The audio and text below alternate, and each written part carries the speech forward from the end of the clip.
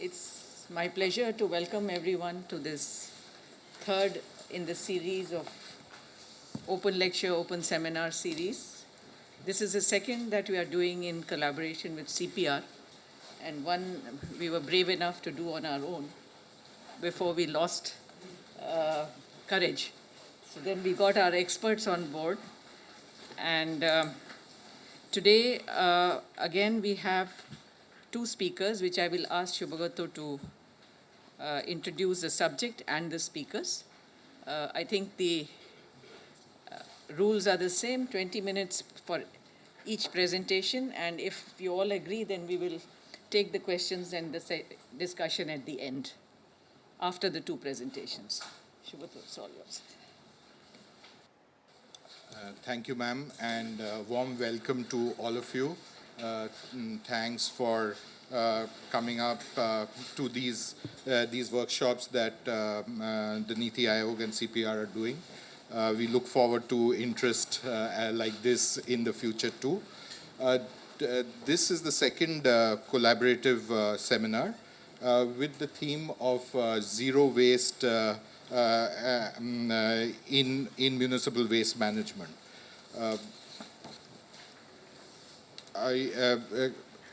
Zero waste, I'll do a little introduction to the topic and then introduce the speakers. And then we have two very prominent speakers today, one from academia and the other leading practice in India currently. If I can go on to the background presentation.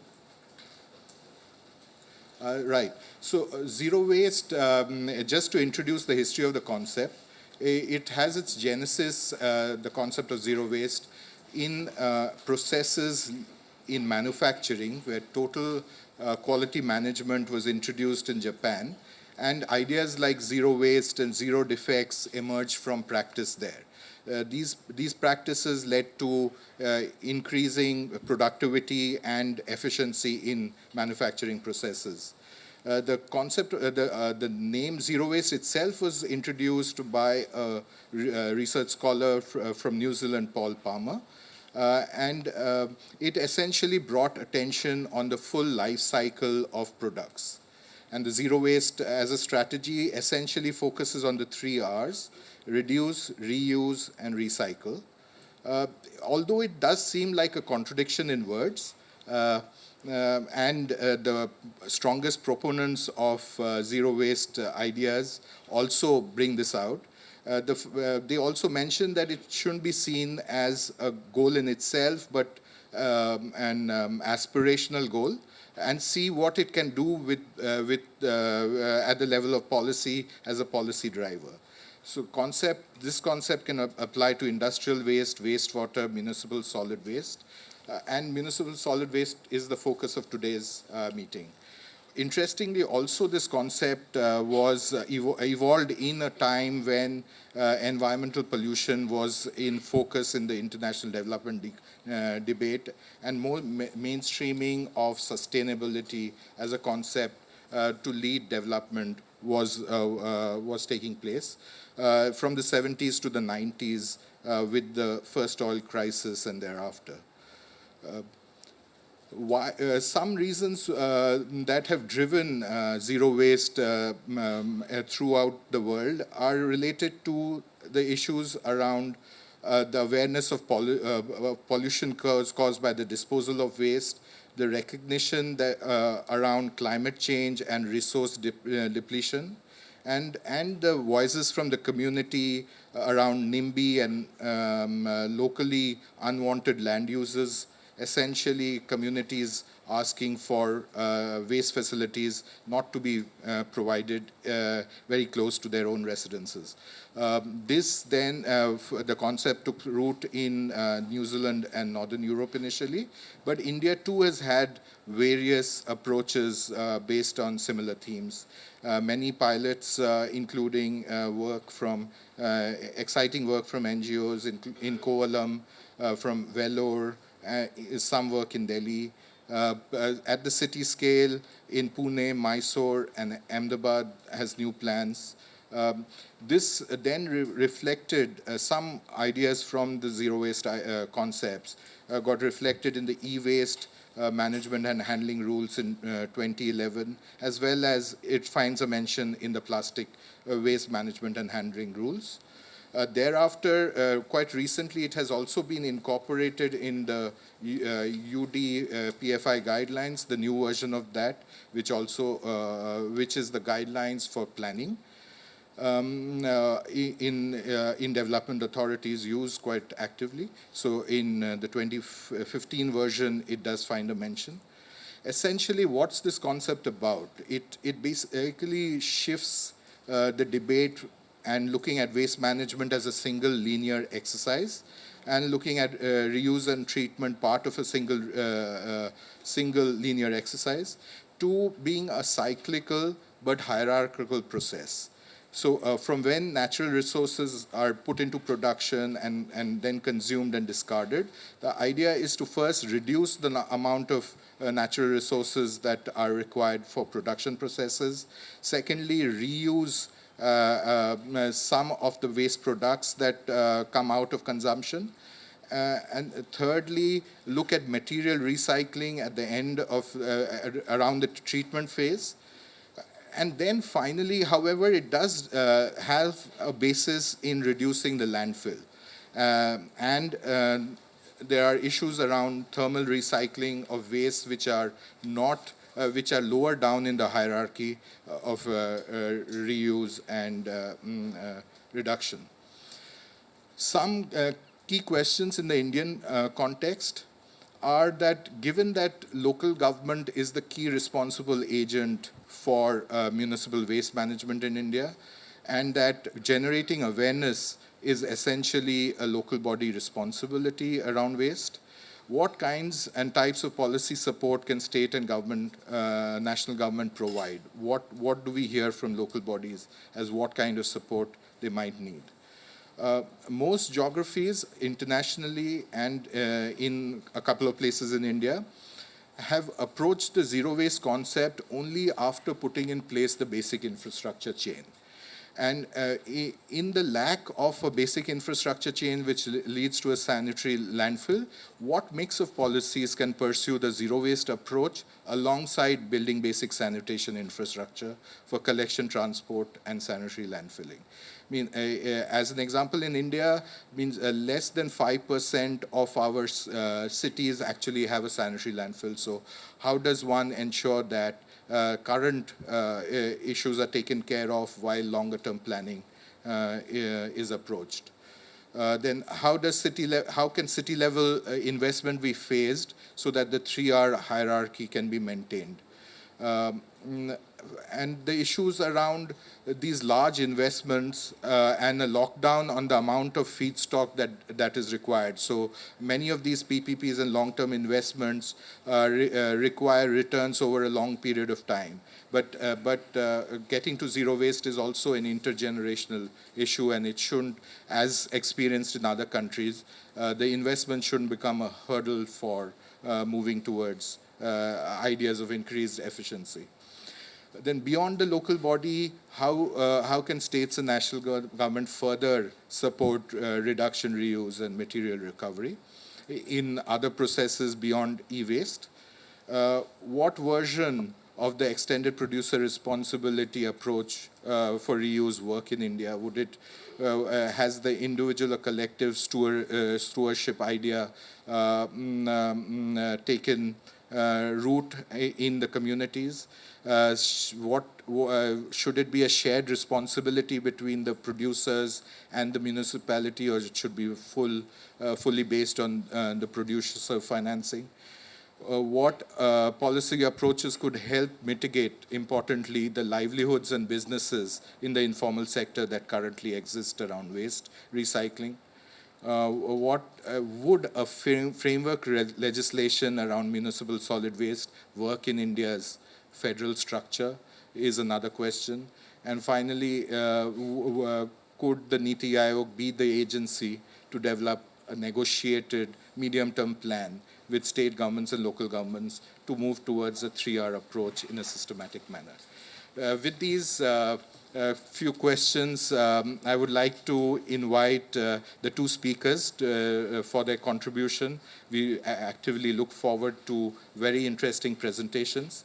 We have Mr. Kunal Kumar, Commissioner, Pune Municipal Corporation, who has earlier worked in Nagpur and in Kolhapur, is leading a city which is quite environmentally conscious in the Indian context and has had a tradition around sanitation and improved practices in waste management.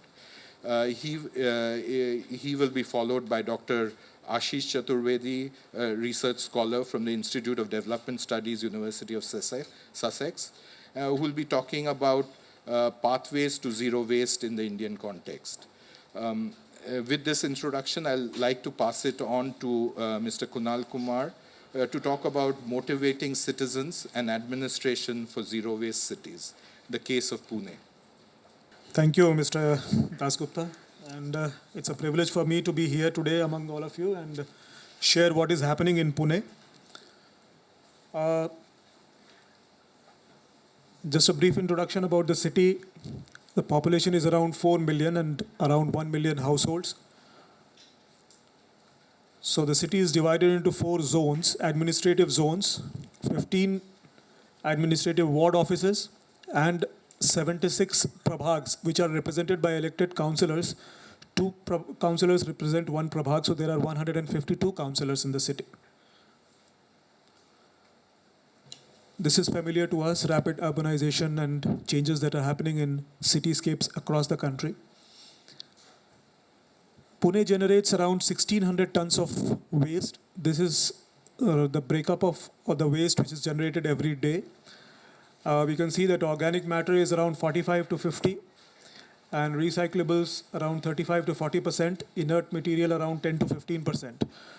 This is almost the same across the country, and in smaller places, maybe the amount of organic matter is a bit higher. In developed cities, bigger cities, the recyclables and residential and commercial component becomes slightly higher.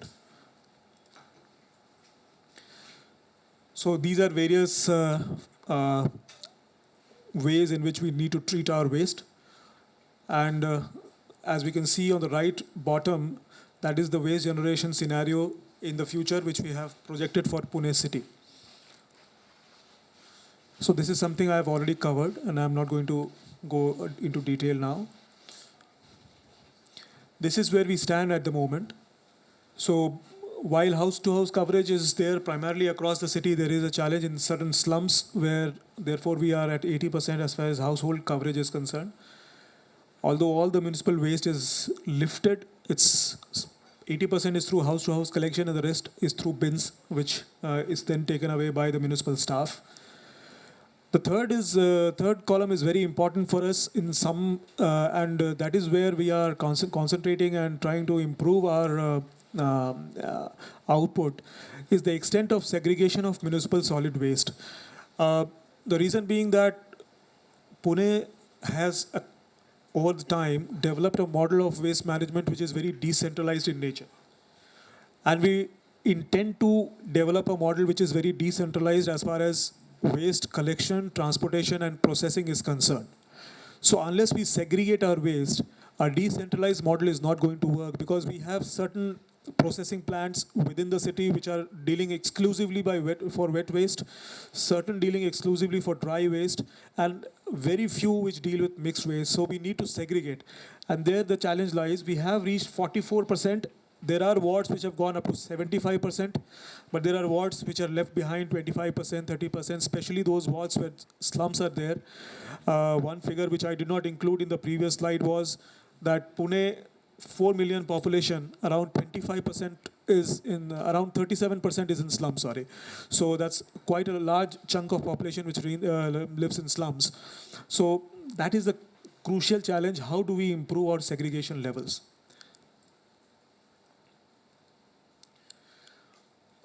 These are some of the practices that we follow. I don't think this is exclusive to Pune. Most cities have come forward with use of technology and GIS systems. So this is something which is being followed in Pune. Now, Solid waste management cycle essentially goes through these steps.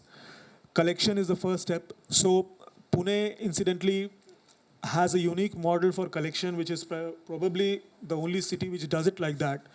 We have a tie-up with the Rag Pickers Association. We call them Swachh, and so it's a cooperative society of rag pickers. 2,300 rag pickers work with the Pune Municipal Corporation every day. They have I-cards given by the Pune Municipal Corporation, and this collection is done from door to door. Then storage, we have sorting sheds, because as I said, there is this issue about segregation. So certain places people do segregate and give it to our Swachh workers, whereas at certain places we then segregate them at sorting sheds, then see how much can be recycled and reused, because the Swachh workers are free to take away all the recyclables. So they take away the recyclables. Then the transportation is done to the intermediate transfer stations, and from there it goes to the processing plants. In some of the wards now, where we have decentralized systems, the transportation does not need to go to the intermediate transfer station, and they are processed right in the ward with some biogas plant, or it's a mechanical composter, or it's a variant of the two, wherein there is certain element which is manual in nature and certain element which is mechanical in nature. So there are different kinds of plants which we have set up in the city at various places where this waste can be taken. And once those plants get saturated, then the other waste goes to the bigger plants which are there within the city and outside the city. And then scientific disposal, which remains a challenge, because today, as we can see, in fact, this is probably faced by all the cities. One of the key challenges is, even though I process all the waste, there is still certain inert that I'll generate. There is still some reject that I'll generate. Where do I take it to? Because in Pune especially, we are having a lot of problems with the villagers where we take the waste. The dumping site is in a village where the villagers have created a lot of issues, and it's quite genuine, because any model of urban development which impacts the neighboring rural area in a way which is not really suitable, not really good for their health, is something that I will never propose, and something which we need to take care of. Any development which happens in the urban area should be complementary and should supplement the development in the rural area. It should not really cut into creating problems into rural areas. So this is one area where we are dealing with a lot of problems, and there is another reason why we want decentralized solutions in Pune, because we want to take care of the waste as much as possible within the city, not take it to any dumping site. So I'll skip these slides. These are some of the sorting sheds I was talking about near societies where the waste is taken to and sorted within this and then transported. So Mr. Dasgupta gave a definition of zero waste. Now, this is something which is probably what we talk about in Pune, and how we define zero waste is that garbage should be reused locally to avoid sending the trash to landfills. This is what we follow as a definition of zero waste. So this alleviates both environmental issues related to landfills as well as city maintenance, transportation costs. So how to reuse? Enhanced recycling of plastics, glass, metal and paper, and harnessing the potential of organic waste through investment in biogas, composting and other technologies within the city. Now this investment is happening at the private level, it's happening at the municipal corporation level, it's happening on a PPP mode. At the private level, it's happening in societies where 200 kilos, 300 kilos, big societies are taking care of their waste within their own compounds through either mechanical composting or vermicomposting. At Prabhag level, where 2 tons, 3 tons are getting processed through various kinds of technologies, at ward levels, and then at the city levels. So essentially, these are the important components. Increasing awareness. Unless we reach every household through a strong and determined IEC drive, where we are able to reach out to every household, every person in the household, that this is why we are doing it. And then we are able to provide a system for that. Because if the people feel that we are wanting them to segregate and ultimately taking the waste and mixing it together and then sending it to the landfill, then it really doesn't work, because then the people will not really come together with you. So when we sell this idea, we tell them about how we are separating the waste, how we are treating them separately, how we are trying to build a decentralized model in the city. Then this awareness has to be done differently with women, differently with children, differently with slum areas, differently in societies. So there is no one model of awareness creation. So the other very important part is to reduce mixed waste, because this entire thing is dependent on how much we are able to segregate. So unless we are able to segregate at source, unless we are able to segregate, maybe not at source, but just after getting it from the source and at a sorting shed or a nearby place where we are doing the segregation activity, unless we are able to segregate, we will not be able to succeed in the zero waste model. Then removing containers. So as you'll see in my further slides, those containers in which pretty much the mixed waste comes in, we've tried to remove them from many places in the city successfully, and the numbers have come down. So people don't really now just have this easy option and going and dumping the mixed waste in a container. So eliminating the need for landfills, adding value to waste, creating a paradigm shift from garbage as disposal to garbage as a renewable resource is what Zero Garbage Pune is all about. Residents, waste pickers, government in partnership can do it. We started something in 2010 in one of our prabhags. A prabhag would be something like a 50,000 population. 76 prabhags in a population of about 4 million. So roughly 50 to 55,000 per prabhag, which will be around 2 to 3 tons of waste. So we started with this Kathraj prabhag. Why is it going back?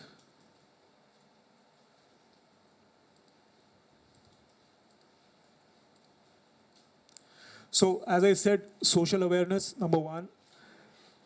Decentralized waste management through Swachh workers, through residents, through the public, the ULB, public-private partnerships, multiple technologies at the level of the society, technology at the level of the at the prabhag. This entire thing then leads to a zero garbage scenario. So essentially how we have done is we have tied up with NGOs in prabhags, and the NGO is primarily there for awareness creation. House to house, their people will go, they'll do research as to how things can be improved, how segregation levels can be improved. They would give us those research reports, we would implement them. So the NGO facilitates the entire thing. PMC, then the Swachh cooperative door-to-door collection, they would be stakeholders because they are, the recyclables earns them money. Corporate sponsors are there. So at certain places, corporates have come forward and sponsored this activity of collaboration with NGOs, and they have taken forward the cost of such activities. And then the households and commercial units where actually these technologies for segregation of waste and processing of waste at a smaller level is being done. So this in 2 years was what happened in Kathraj. Community waste containers before were 24, they went down to 4. Segregation at source, which was less than 10%, went up to 70%. Door-to-door collection coverage was 30%, went up to 90%. Number of waste pickers, we had increased from 20 to 45. Wet waste processing was not done within the ward. Now 5 tons per day biogas is being prepared and it's being used to generate electricity, which runs around 500 of my street lights every day. Waste sent to landfill earlier was 10 tons per day. Now it is 2 tons per day, which is primarily the reject coming out of the biogas plant. Now we did this. Once we did this in Kathraj, we did it in 20 prabhags in 2 stages, first 11 and then 9. So we can see the results in the next 11 prabhags. From a level of 22% of waste collection, it went up to 73%, and then the segregation level went up from 22 to 73%, and the waste collection from door to door went up from 46 to 88%. The same can be seen in the next 9 prabhags, where a similar upward trend was seen. So number of containers before the project in these prabhags were 279 in 2013. At the end of December, we had come down to 105. The requirement for those containers had come down. And we can see that society level composting. Now, 22,354 properties were doing 21 tons of processing before the project. This went up to 41,000 properties doing about 42 tons of processing within those societies. So essentially, this is how it worked. Property to property survey done by our people, societies, bungalows, slums, commercial establishments surveyed, IEC done on a one-to-one basis. Then further division of properties in smaller groups called pockets. Then we found the gaps in the existing system as to which are the gaps for segregation, what are the gaps for processing at the local level. Discussions with various stakeholders, execution of proper awareness programs, gap filling. Then we made the provision for door-to-door waste collection systems, emphasis on source segregation, creation of treating of waste at society level and provision of technology assistance to the societies, and then restricting of mixed waste collection. So this is how it has been done ward by ward. After the success in 20 wards, we had to have further taken up another 20 wards. So 76 is the target. And in small bits and pieces, now it is practically started in all the wards with the help of NGOs or without the help of NGOs. And we intend to cover the entire city within the next 1 year. So these are the various NGO, these are the various awareness programs that we have taken up.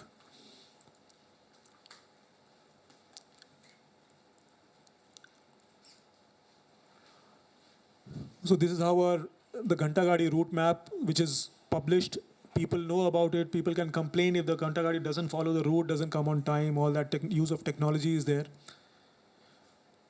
These are the various centralized plans that we have now.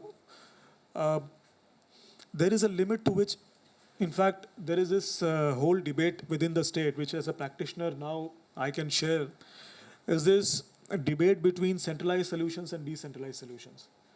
So while cities which are lagging behind and have not really actually pushed into processing that much, which are practically looking for solutions at the moment without having a solution at the moment, are thinking of centralized solutions as a one-stop end-all solution, because for example, an incineration plant of 1,000-ton capacity can take care of a medium town in the country.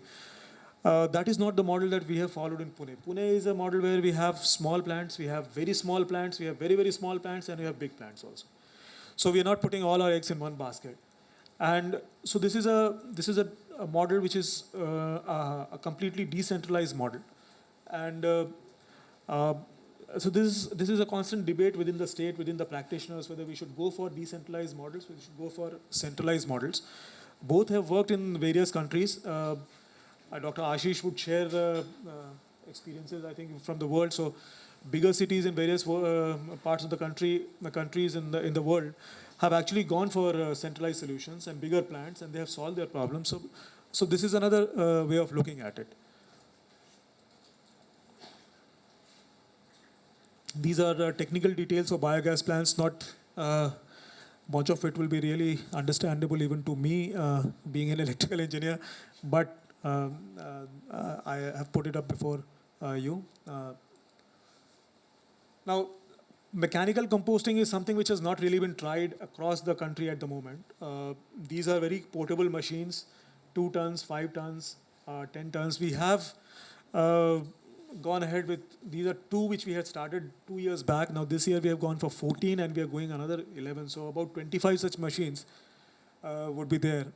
And time will tell how much we succeed with this, because there is no city which has practically 5 tons and we have gone for 100 tons of this kind of machines in Pune. So this is another experiment. Pune has been a ground of experimentation. Actually, one of the prime reasons for success of these, success or failure, has been that we have been experimenting a lot in Pune. There has been a progressive mindset in the political setup. There has been a progressive mindset in the administrative setup. Wherever there have been problems, like when we were stressing on segregation. When we stressed on segregation, our employees were having a lot of difficulties talking to people, getting segregation done. There were a lot of issues which were coming up. So instead of creating a problem and trying to tell the management, trying to tell the senior management that we will not do this work, this is beyond us, they formed a group of workers within themselves, tied up with some social workers, some social researchers, and now they're doing a research in 2-3 wards. These workers, our own workers, are doing research along with social workers and trying to find out how this thing can be improved. So there is a highly constructive environment within the setup, and therefore we've been able to do it. And this experimentation has led us through these kind of machines, and now we have around 25 of them being installed. In the next 2 to 3 months, 25 would become operational. This is our dumping site where we are actually capping the previous area where we had dumped, and we are putting up a green cover on top of it.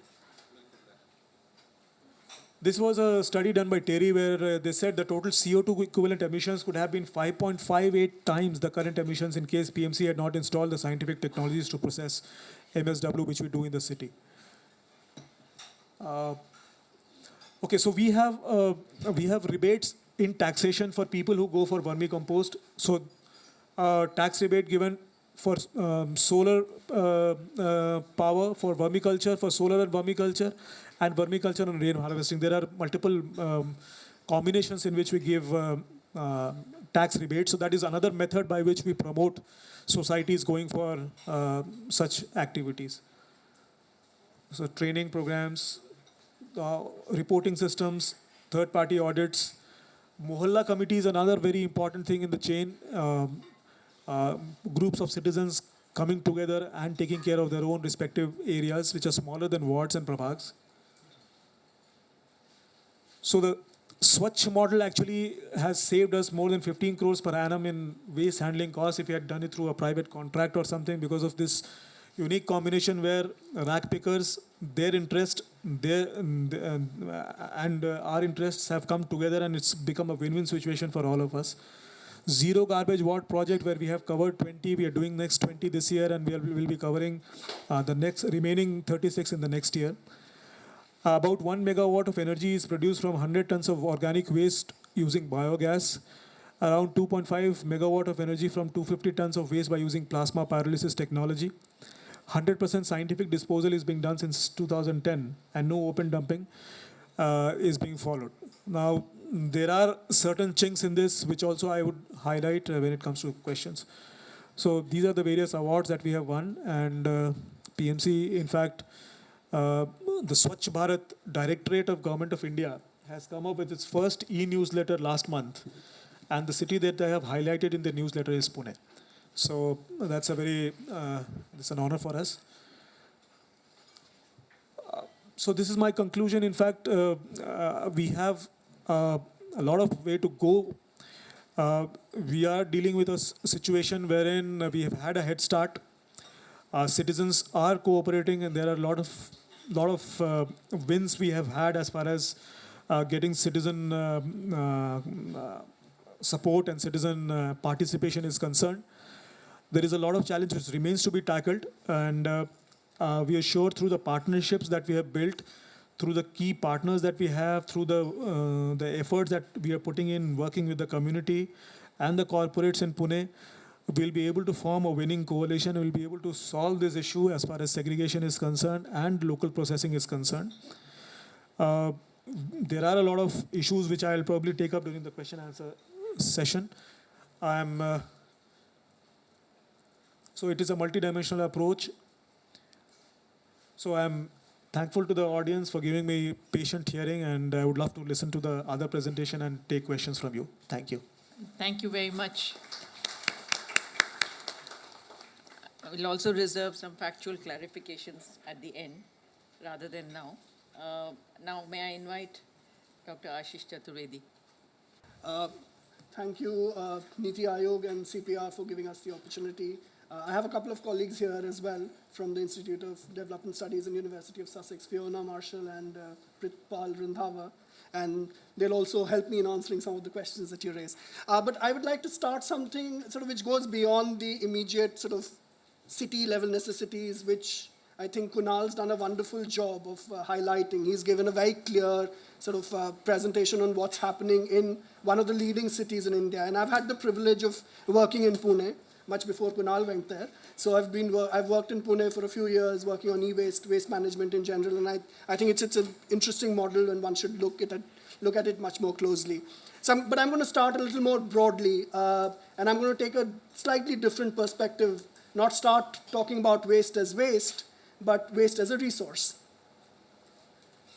So this is a sort of a map of the world, and it basically shows you the amount of material consumption that countries were doing in 2008, okay? So this is each individual, each of us sitting in this room has a material footprint of 4 tons, okay? That's the average material footprint of everybody sitting in this room, okay? But we are pretty good. Just look at America. So America is somewhere around 28. China is already, and these are 2008 numbers. China in 2008 was 14 tons. So we're talking about material footprints of 14 tons, and these materials are basically metals, plastic, glass, paper, everything that we call waste. It also is abiotic and biotic materials. So stuff that you start talking and thinking about compost at the end of life. Okay? So these are materials. Okay? India is projected to reach 15 tons by 2030, and these numbers come from UNEP and other studies which have been done. So India is projected to reach 15 tons by 2030. Okay. Individual, every year. You are, yes, 4 tons for you, ma'am, this year. Okay, now when we talk about domestic material consumption, this is the trend that we are looking at. So the growth that's going to happen is actually going to happen in the Asia-Pacific region. And of course, China and India are in the Asia-Pacific region, so it's not a surprise. The Asia-Pacific region has already surpassed the rest of the world in somewhere around 2005. Okay? So big amount of material consumption because, of course, the needs are going to be met in this part of the world. There is need for more prosperity and the rightful need for more prosperity in this part of the world. But the rightful need for more prosperity also means rightful need for higher material consumption and rising amounts of waste, which is going to be generated in these countries. Okay, so where will these resources come from in the future? One possibility is that you keep digging deeper and deeper into the earth. You keep going further and further and in search of materials. The other is to start rethinking about current consumption and production patterns. And this is happening India is actually one of the best examples of sustainable consumption and production patterns. However, we still struggle with huge amounts of waste, which is kind of a contradiction. India has been consistently ranked number 1 and 2 with Brazil in the National Geographic Index of Sustainable Consumption. Okay? Green index they have, and India and Brazil have consistently been ranked number 1 and 2 in that index. However, we struggle with our waste. We always talk about this huge amounts of waste which is staring at our face right now. Okay, so what people like me, and I think Shubhagato already talked about it, we've been consistently trying to talk about this transition from a throwaway society to a circular economy. And I'm going to talk a little bit about it, about what the circular economy actually means and how it links to zero waste. So these debates which are happening at the international level in different parts of the world, how does it actually relate to concerns of a municipal commissioner sitting in a city in India? Okay, so this is something similar to what Shubhagato showed. It's basic. A circular economy is an alternative to a traditional linear economy. Okay, so what do? You mine, you make, you use, you throw, right? This is the sort of standard traditional linear model of consumption. The materials get mined, then products get made, we use them, all of us sitting in this room use them, and then we dump them somewhere, right? And then that dump, sort of part of it goes to the landfill, part of it gets recycled. There are an entire life of that material once it reaches and once it's sort of discarded by all of us. The idea behind the circular economy is that it's an alternative to a linear economy in which we use resources for as long as possible. We keep reusing those resources as long as possible, extract the maximum value from that resource, and recover and regenerate products and materials at the end of each service life. So it's about, and I think most of us who are sitting in this room who are above a certain age would know that traditional life. Clothes had multiple lives. When I was growing up, clothes had multiple lives. Even now, people come to our doorstep to collect clothes, and they give us sort of stuff in return. Bartan.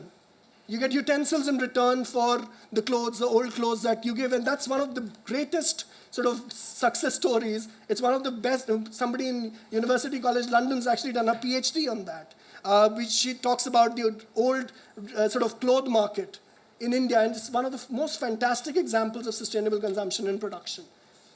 You talk about mobiles, so mobiles get used by sort of within the family multiple times. Then they go to your domestic help, and then they go somewhere else. So there is a certain culture of repair and reuse which is already happening, but it changes as prosperity, as more material prosperity arrives in an economy. That culture changes radically, and it can change very quickly. And the point is, how do you keep certain traditional values going on in the face of this radical change that you're sort of going to see? Okay, so let me come up with a sort of a provocative sort of statement, which is, it's almost impossible to have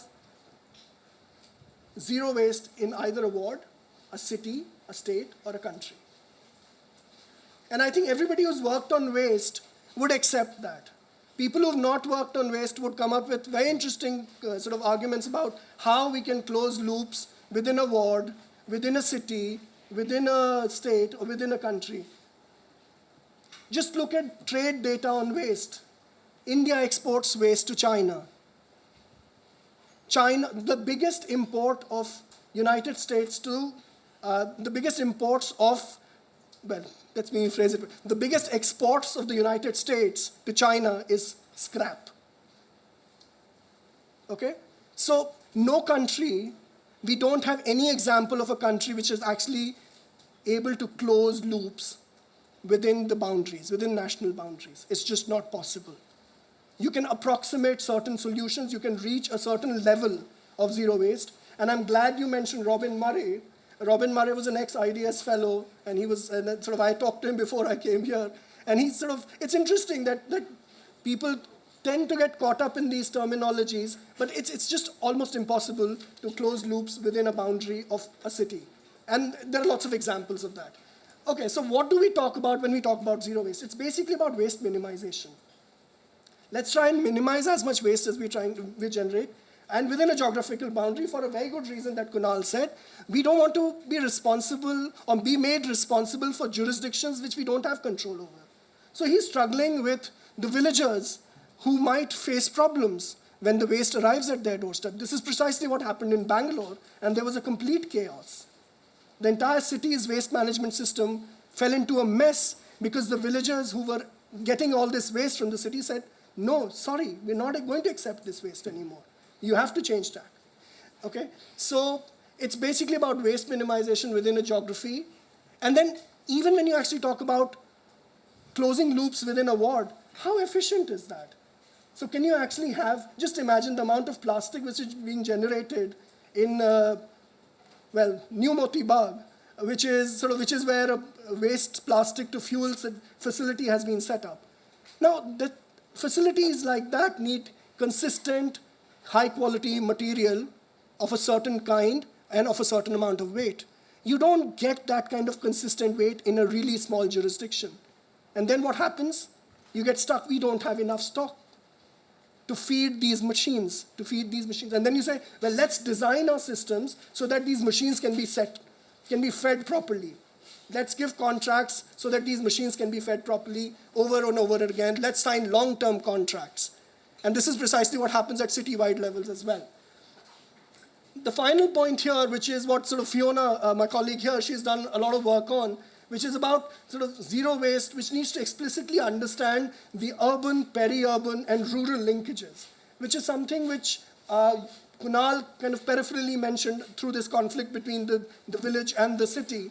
And however, it's a fact. If you get your vegetables from this village, why can't the compost go to the village?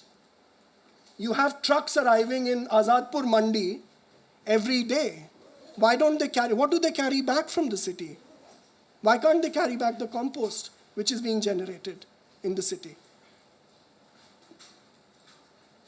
Okay, so let's come back to what's happening in the rest of the world, because there is a lot of discussion on circular economy which is gaining traction. So Germany and Japan were pioneering countries in this area. They have had incredible amount of success. And one of my German friends, I used to work for the German bilateral agency before this avatar. So one of my friends, he's sitting here as well, and I'm sure he can share some details on the German model. But Germany and Japan have done incredible amount of work. They have extensive laws, and they have one of the best recycling rates in the world. But we have a very interesting innovation from China for completely different reasons to what Germany and Japan had done, although there were certain overlaps. China announced a circular economy law in 2008.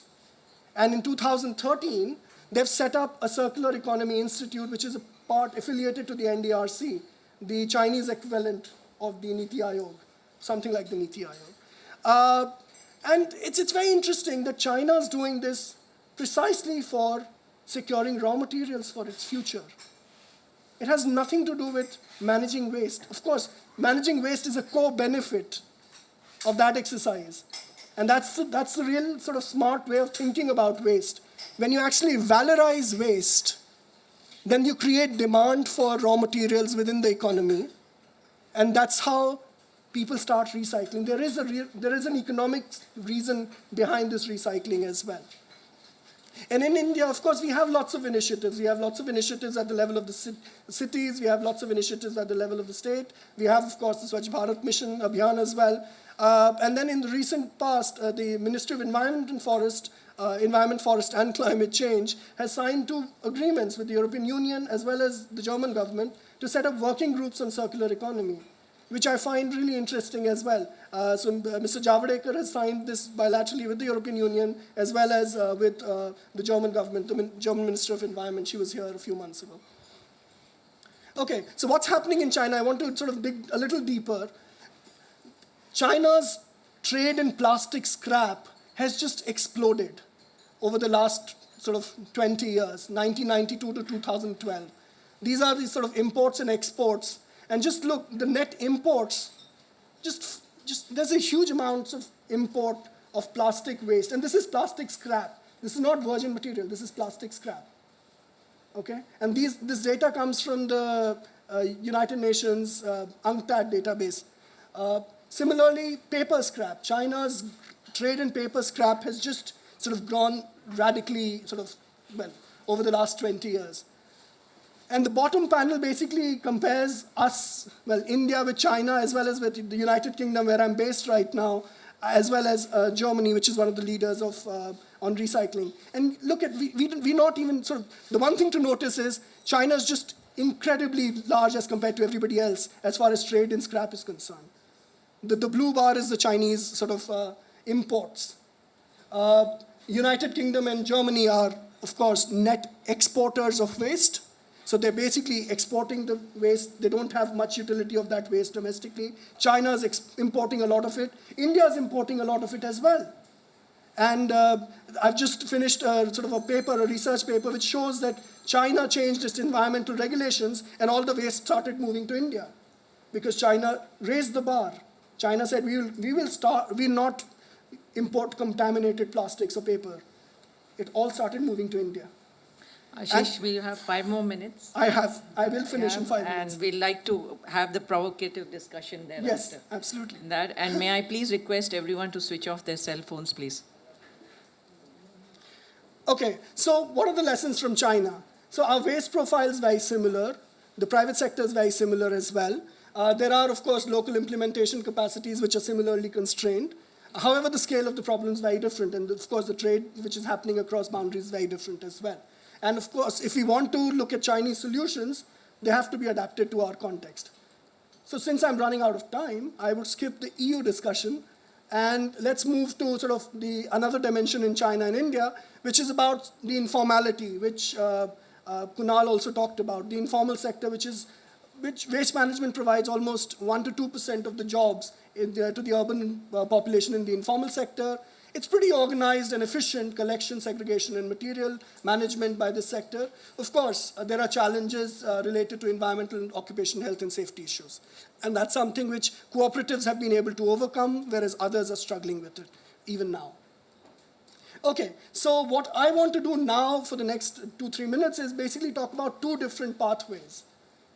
The first pathway, what I call techno-nirvana, is basically talking about high-tech, centralized, large solutions for waste management.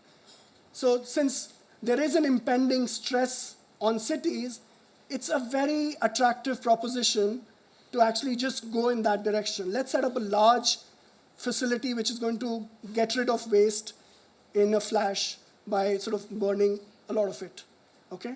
So there is this is one pathway which is basically very technology intensive, very centralized, has the immediate benefit of providing certain sort of solutions to the city. However, it has major challenges as well. And I think, for instance, the entire informal repair and reuse industry, which you would like to nurture, actually has certain challenges when they're faced with a centralized infrastructure. Similarly, it's actually much more carbon and energy intensive as compared to decentralized solutions. You have additional increased costs for pollution control and monitoring, which has been a major challenge in certain parts of this country where this centralized infrastructure has been introduced. And of course, there is a potential conflict between environmental groups and local government because of the consequences of these big infrastructure, which has been a case in a lot of our cities over and over again. Okay, so the other pathway, and I'm not saying which pathway is sort of better than the other, one or the other, it's a choice. It's a choice for the local governments as well as for different sort of policymakers who are driving the solutions one way or the other. So the other one is basically local government-based values, resource-saving potentials of skills, networks, and decentralized infrastructure, as well as potential for job creation, which Kunal's kind of emphasized a little bit in what's happening in Pune. And it also values the partnership with the informal sector. There are, of course, key issues. Incinerators in that context, pure incinerators. I'm not talking about sort of waste to energy. I'm talking very specifically about incinerators. They're not considered viable in this context. Other waste to energy options are clearly possible, so biomethanation is clearly possible. There is minimal conflict between formal and informal sector since the informal sector and the formal sector benefit from each other in the value chain. And however, such participation, and this is something that I would like to really emphasize, needs real active intervention of the local government. Without the local government, none of these models, but especially this model, is not going to succeed. The centralized model might be able to succeed, but the decentralized model is just going to collapse if the local government does not take the leadership in convening powers and things like that. Okay, so my second last slide, which is implications for design and implementation of Swachh Bharat. So what can the local government do? So, and I think Kunal's already specified the first one as his big challenge. Source segregation is critical. If this is not going to happen, then you will not be able to transition from a waste management mentality to a resource management mentality. And this is a challenge everywhere. So one possibility is, if it's not segregated, we'll not collect it. And that's of course, a political sort of challenge which one needs to sort of overcome. We need to talk about creating, especially the local government needs to create decentralized material recovery facilities and compost facilities, which has happened quite a bit in Bangalore since the crisis, but it's also happened in Pune to a certain extent. The third point is slightly more important, is about developing predictable and consistent approaches, because if you're talking about private sector participation, what it needs most is a predictable and consistent sort of approaches, because if there are regime changes, and then the approach changes from either a decentralized to a centralized or vice versa, it creates lots of bottlenecks for the private sector. And then how do technologies get selected? How do technologies get chosen? So that's something which I would always, like, why would you choose a particular technology over the other? What intellectual inputs have you received in the choice of that technology? So that's why people like me have been saying it for a while, and Mr. Majumdar is sitting in front of me, he knows it as well, that we need to engage with a broader level of stakeholder for technology appraisal even within a city on choice of technologies. Why are you choosing this technology over the other? Because there are serious knowledge gaps as well. officials in the municipality don't know at certain times which technology is better as compared to other, because there's lots of technological advances happening at the same time. Finally, this point on local government, exploring a co-incineration of currently non-recyclable waste. So not incineration, but co-incineration of waste in cement kilns, which is something which has been established as a climate-friendly option for waste management. And finally, at the level of the central government and possibly NITI Aayog as well, we need to start seriously thinking about inter-ministerial coordination for the transformation to a circular economy. Of course, waste management is a challenge, but I think transformation to a circular economy is something which is much more positive. It's about doing something which is going to enhance the competitiveness of the country. It also has very close links with something like a Make in India campaign. Where would you get all the raw materials for Make in India? They will need to come from someplace. And I think waste needs to be mined for that as well.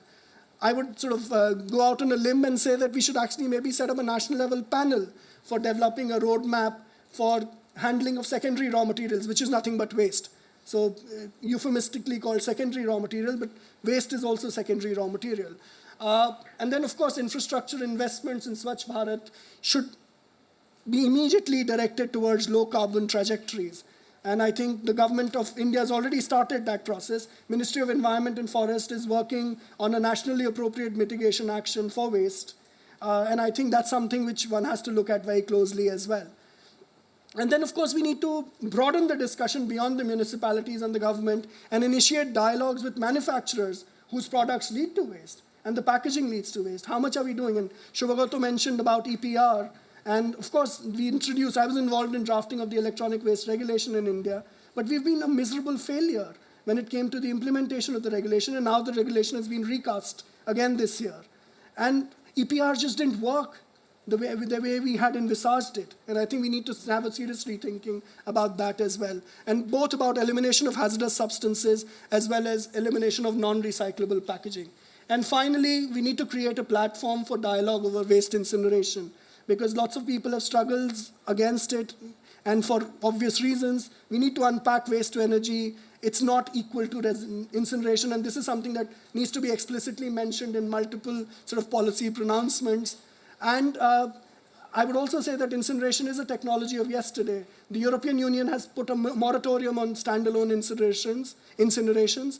The biggest companies in the world, Dell, Unilever, Philips, they're a part of the Circular Economy Coalition, which talks about how incineration is a technology for yesterday. And it actually discourages higher order processes in the waste management hierarchy, like repair, reuse, and recycling. So that's it from me. Thank you very much. Thank you.